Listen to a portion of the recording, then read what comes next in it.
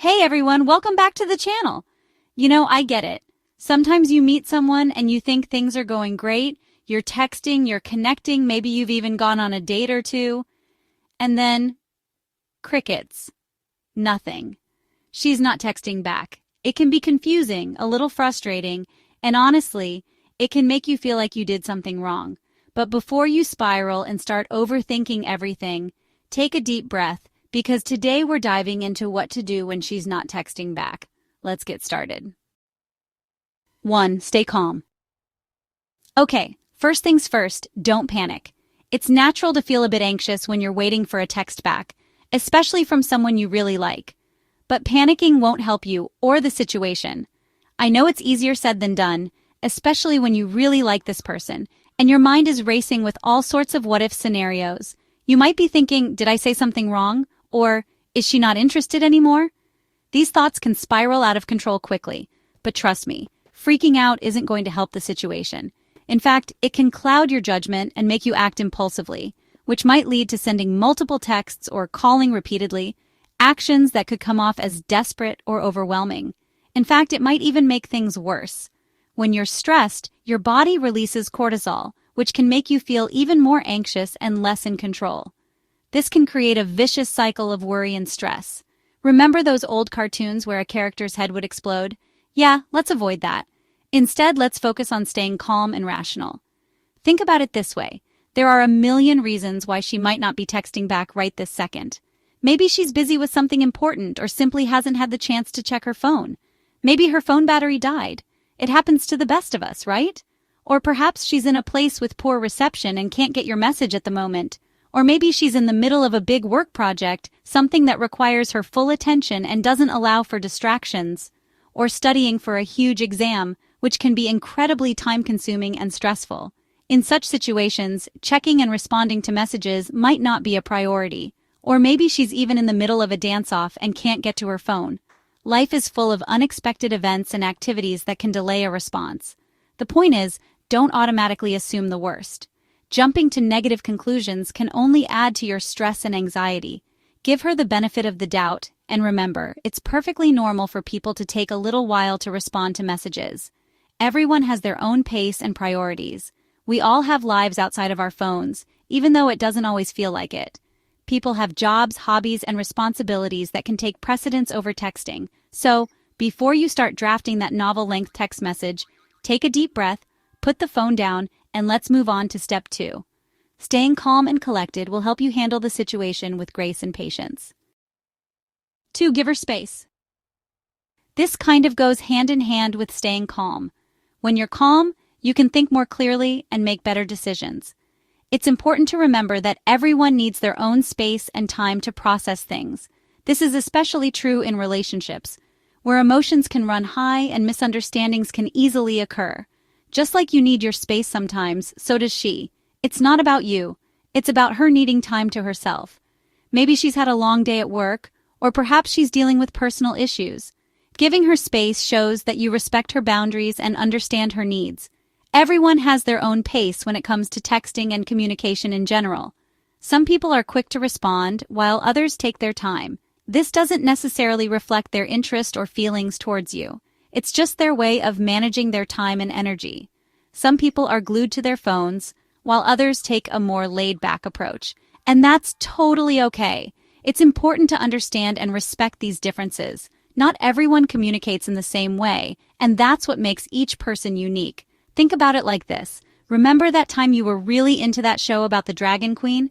You were so engrossed in it that you couldn't think about anything else. You'd stay up late watching it. You'd talk about it nonstop. You even tried to convince your roommate to dress up as a dragon for Halloween. You'd stay up late watching it. You'd talk about it nonstop. You even tried to convince your roommate to dress up as a dragon for Halloween. You were totally immersed in that world, right? It was all you could think about, and it consumed a lot of your time and energy. You were totally immersed in that world, right? It was an all-consuming experience, and you loved every minute of it.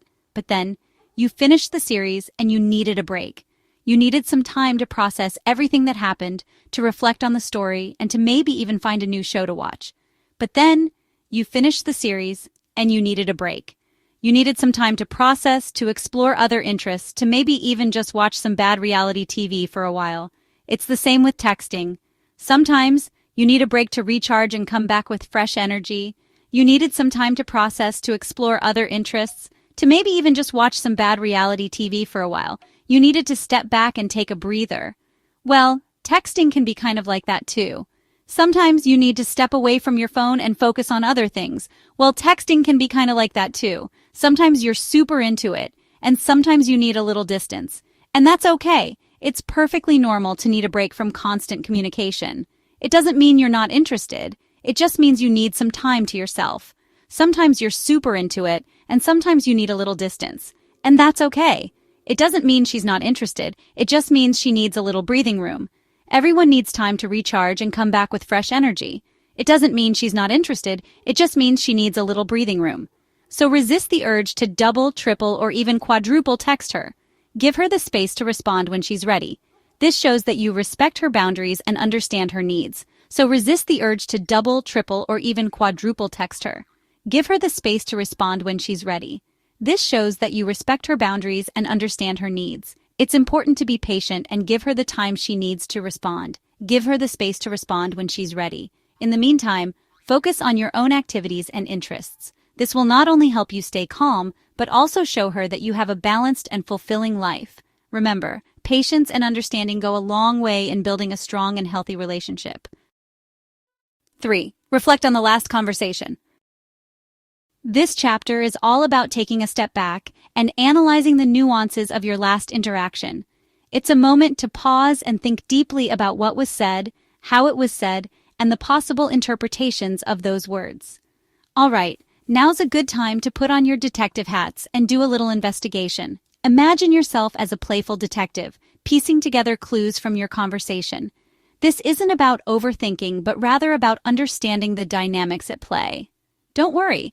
This doesn't involve any magnifying glasses or secret codes, unless you were using those in your texts, in which case maybe we need to talk about your texting style another time. It's more about being observant and thoughtful. Just take a minute to think back on your last conversation. Replay it in your mind like a movie scene. What were the key moments? What emotions were conveyed? Sometimes the tone and context can change the meaning entirely. Was there anything you said that might have been misinterpreted? Words can be tricky, and text messages lack the nuance of face-to-face communication. Consider if there was any ambiguity in your words.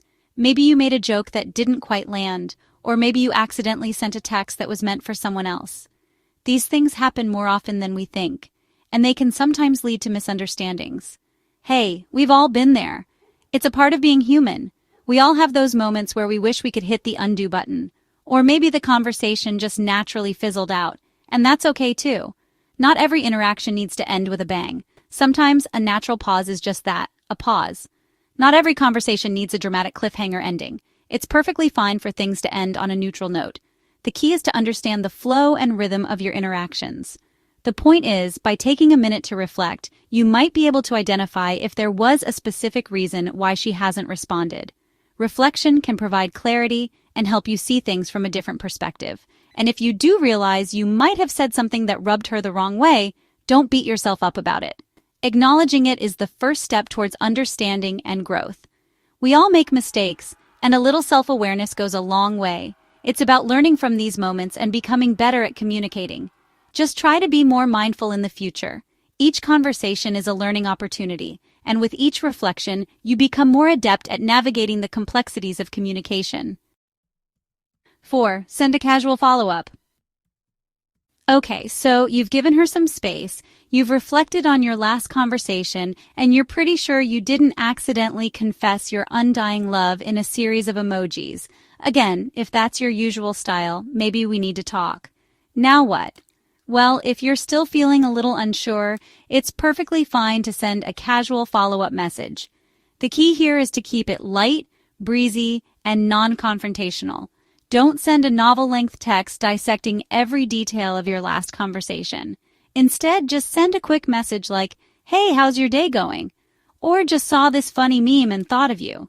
You know, something that shows you're interested but not overly invested in her response. Think of it like tossing a frisbee. You're casually tossing it out there, hoping she'll catch it and toss it back. But if she doesn't, that's okay too. It just means it's time to move on to something else. 5. Focus on yourself.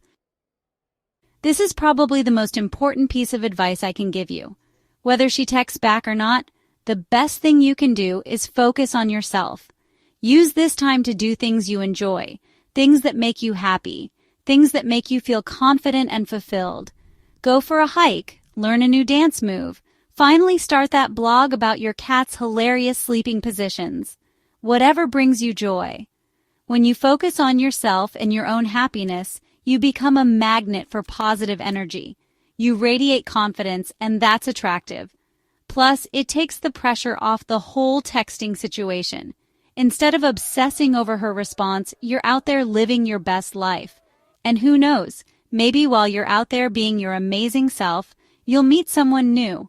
Or maybe, just maybe, she'll finally text back, and you'll be able to approach the conversation from a place of strength and confidence.